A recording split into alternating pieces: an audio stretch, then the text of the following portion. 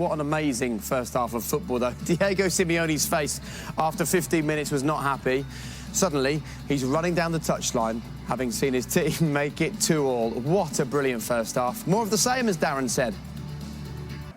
Had everything in there, like you said as well, some strange decisions. But, yeah, Liverpool went there to win. It probably wasn't the most convincing performance, but they got the job done. Yeah, we've only got about half an hour until Champions League tonight. Are we going to get through everything that happened in that last 90 minutes? Had absolutely everything, didn't it? Didn't it? And we'll try and get through it all. We'll do our very best. Just to let you know, though, elsewhere, once more, because you are now 3 played, 3 won, 9 points on the board. The maths tell us that if you draw at home in your next game against Atletico Madrid, you're likely to make it through. A win in that game absolutely guarantees it. Wow, so Darren said breathe. It's been an amazing breathless night, actually, right across Europe this evening. Over 30 goals have been scored. We're going to bring them all to you between 10:30 and 11 o'clock on Champions League tonight, and then between 11 and 11:30. We'll then take a deep dive into the things that have happened and dissect the whole evening. But what an evening it was, especially in Spain. What a game, what a night for Liverpool. They had that electric start, didn't they? 2-0 up in just a matter of moments, and we were thinking, wow, what a night for them. Plenty of celebrations early on. Atletico then back into it, questionably, with one of those goals. There was then a red card for the hosts and a winner for the visitors, an overturned penalty as well. So much happened. Welcome back. I hope you've got no plans for 10:30 this evening, because from 10:30 we are going to bring you all of the action from the Champions League this evening, and it's 35 goals that have been scored, including Manchester City scoring 5, PSG and Leipzig sharing 5. The amazing scenes we've just seen in Liverpool this evening. Sporting also picked up a win, beating Besiktas this evening. Sheriff, who started so well in the Champions League so far this season, they suffered defeat this evening. Real Madrid, though, 5-0 winners against Shakhtar. Oh, what a night, what a game we had. Have you caught your breath now? Yeah, I have now, to be fair. It was, like I said, had everything, both games, exciting to watch, and just a great example of what the Champions League can bring. It was interesting seeing Kieran Trippier chatting to some of his mates on the field at the end there. All 3 of them were sort of shaking their heads.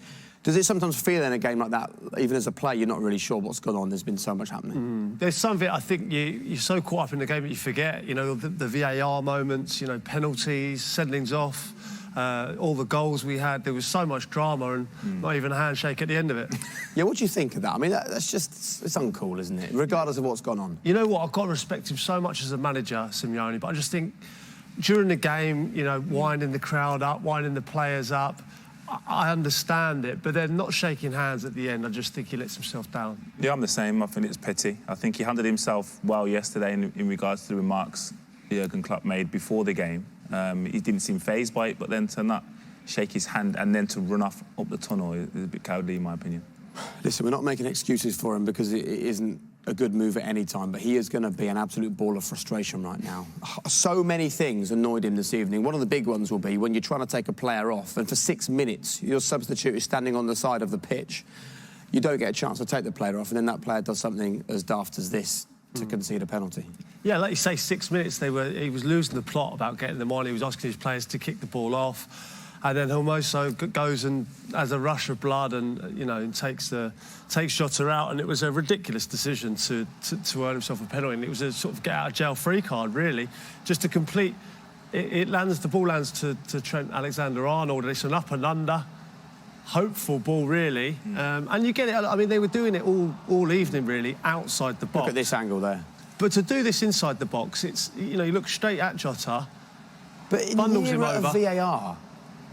It's even more ridiculous. You're never going to get away with that. No, then to contest it is crazy. Again, great penalty from Salah, but yeah, the decision to make that challenge was stupid, and he may have thought he was outside the box, that he was trying to stop play to get himself off, but in regards to the outcome, Mo Salah, the coolest man. And just touching on the penalty, that's a big moment in a high-pressure game. I think sometimes we just expect Salah to finish them, but I think we have to understand the pressure of that moment. For him just to slot it home so cool, he just knew it was going to happen. He's got form taking penalties at that end of that stadium as well, don't forget.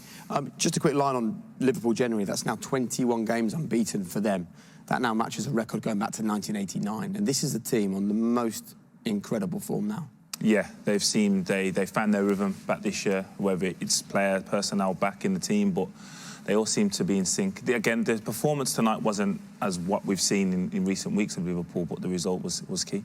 Yeah, for all these good results, I think you're right to say that this evening they will breathe a bit of a sigh of relief. I mean, not least the fact that it could very easily have been 3-3 if the referee had gone to the monitor at the side of the pitch and come to a different decision. Yeah, I think the right decision was made. I could see why it could have been a penalty, and I see why he blew the whistle at the start, but when he's reviewed it, I think Jimenez has made a meal of it. I think if he goes down with a bit more natural ease, I think he gives the pen. There's no doubt he's definitely dived, but I thought it was slightly clumsy, and I thought when he's given the penalty, I thought then he's not going to overturn it. But had it been the other way round, you know, if he hadn't given the penalty, then I think he sticks with his decision. I think in the Premier League, that's what we would have seen. But for him to overturn it, fair play to him in that stadium, you know, under that kind of pressure, he made the decision, stuck to it. And there is an element, I think, that as soon as the VAR officials ask him to go and have a look at it, they're kind of basically saying something's not quite right here, which impacts, I think, the decision he makes, even though we all think that perhaps he got the right one. Yeah, I think we agree with that process in the Premier League, but in Europe we've seen it's kind of taken into the referee's hands. I think they're made clear that there may be a mistake, go and review it and come to your own conclusion. I don't think that's the case in the Premier League. I think it's kind of, you made a mistake, let's change that decision. You've got to be careful, though. I mean, Peter Walton was watching it, and he said, you know, there is the slightest bit of contact, but that's the thing. There's no doubt that he makes the most of the push. He's gone over easy, but you know he's going to do that. But there is slight contact, so it could quite easily have been a penalty, that. But in many ways, this is what the pitch sub monitor is there for. It allows the referee to see something that he can't see in real time. Yeah, and I think he's just seen that Jimenez has gone down not naturally, so I think that's kind of tweaked it in Liverpool's favour. I think, as I said, if he just falls and collapses rather than spins and goes down with a bit more, less theatrical, I think he sticks with his decision and gives the penalty. I think it looks even more clumsy because he's fell over him at the end there, and I just thought that, I mean, it could have gone either way. I think for him to overturn it was a big call from the referee. Fair play to him. Particularly when you've got Diego Simeone about 10 yards away, staring at you. Tens of thousands of people in the stadium saying, don't do it. So, fair play, Daniel Siebert. That's strong decision from the referee, as I said, and I think it was the right one. Strong decision from the ref. Strong start by Liverpool. This almost feels like it happened a week ago. But they started the game brilliantly, taking a 2-goal lead. Let's go through it.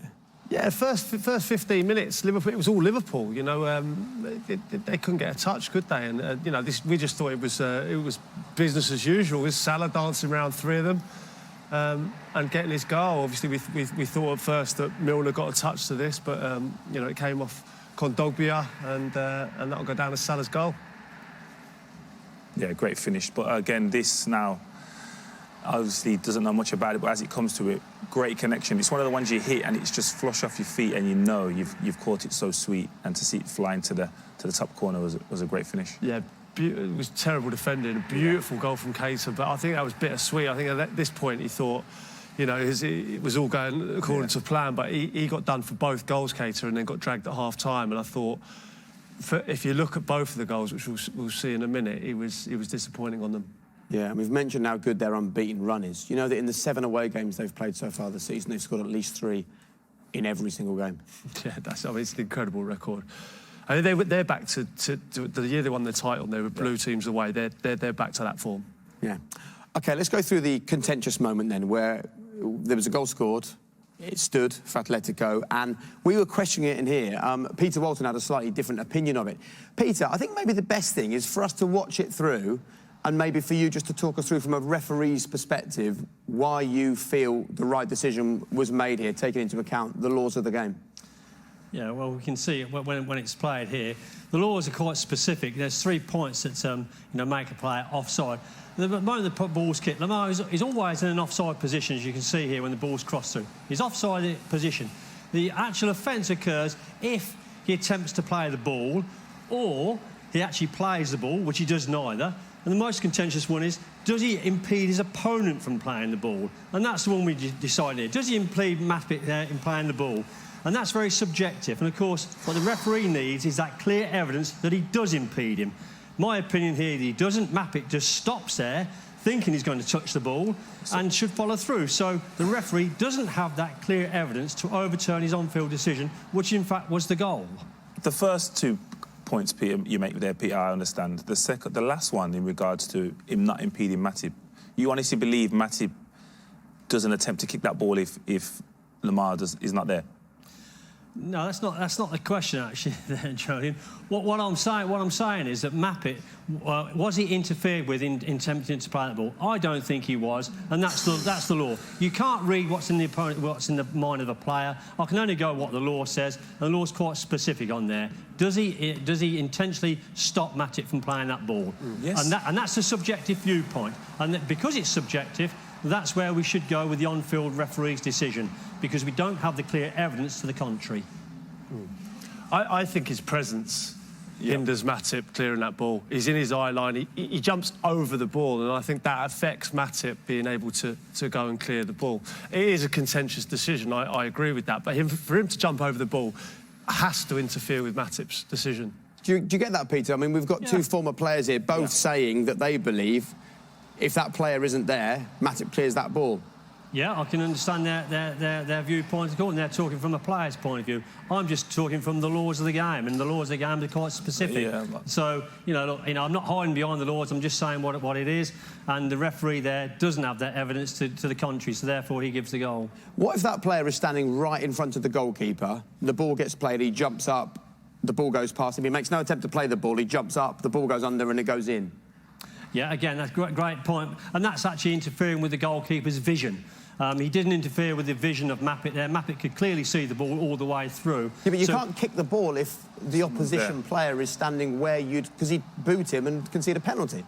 Well, again, I don't know that, do I? And I'm only going with the actions of the player. And the action of the player there is to jump over the ball, and Matip stops suddenly and lets the ball go through. So, again, with the goalkeeper, it's line of sight. With the player, it's when he interferes with the actual kicking motion. Do you think the law is fit for purpose in this instance?